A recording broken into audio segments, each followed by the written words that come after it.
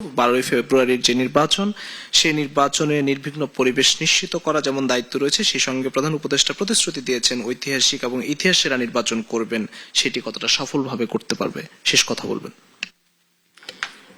ধন্যবাদ আপনাকে।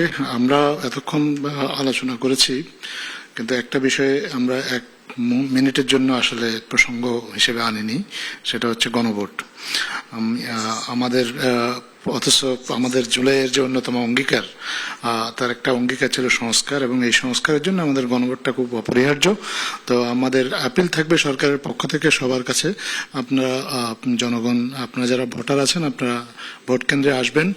আপনারা সংস্কারের ব্যাপারে আপনাদের যাই অবস্থান থাকুক না কেন, আপনারা গণভোটে অংশ নেবেন এবং গণভোটে আপনারা আপনাদের রায় জানাবেন, যার ভিত্তিতে আমাদের পরবর্তী নির্বাচিত সরকার আমাদের সংস্কার কার্যক্রমগুলো আপনাদের সিদ্ধান্ত অনুযায়ী এগিয়ে নিয়ে যাবে। সো এটা আমাদের একটা অ্যাপিল জনগণের কাছে। আর সবচেয়ে বড় সম্পদ, আমরা বিশ্বাস করি এই স্বপ্নগুলোতেই তৈরি হবে স্বপ্নের বাংলাদেশ। স্বপ্ন ধরা, ধরনের বুকে স্বপ্নের ঠিকানা। ব্যক্তিগতভাবেও একটা অ্যাপিল সবার কাছে জানাতে চাই যে আমাদের আসলে আশেপাশে অনেক মুখোশধারী মানুষ আছে। আপনি গতকালকে ওসমান হাদির উপর যে হামলা হয়েছে, আমরা সন্দেহভাজন হামলাকারীকে দেখেছি মুখোশ পরে থাকতে। তো এই মুখোশ পরে যারা আছেন, এই মুহূর্তে যা আবহাওয়া, তাতে খুব বিশেষ কোনো কারণ না থাকলে তার মুখোশ পরে থাকার কোনো কারণ নেই।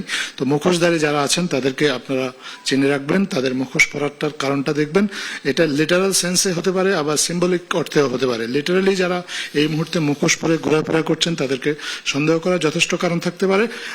তাদেরকে তারা কেন মুখোশ পরছেন এটা আপনারা জিজ্ঞেস করবেন, এবং যারা আসলে লিটারালি না হয়ে সিম্বলিক অর্থে যারা মুখোশ ধরে আছেন এবং সুযোগ পেলেই নিজেদের মুখোশটা পাল্টে তাদের প্রকৃত চেহারাটা মানুষকে দেখিয়ে দেবেন, এদেরকেও আপনারা আইডেন্টিফাই করবেন। মানুষ যদি সচেতন হয়, মানুষ যদি এদেরকে আইডেন্টিফাই করে, আমাদের যে চ্যালেঞ্জগুলো আছে নির্বাচনে, এই চ্যালেঞ্জগুলো আমরা জিততে পারবো। এই চ্যালেঞ্জটা আসলে আমাদের সবার চ্যালেঞ্জ নির্বাচনে। আমার রবি ভাই যথার্থই বলেছেন, চ্যালেঞ্জটা আইডেন্টিফাই হয়ে গেছে এই নির্বাচনে।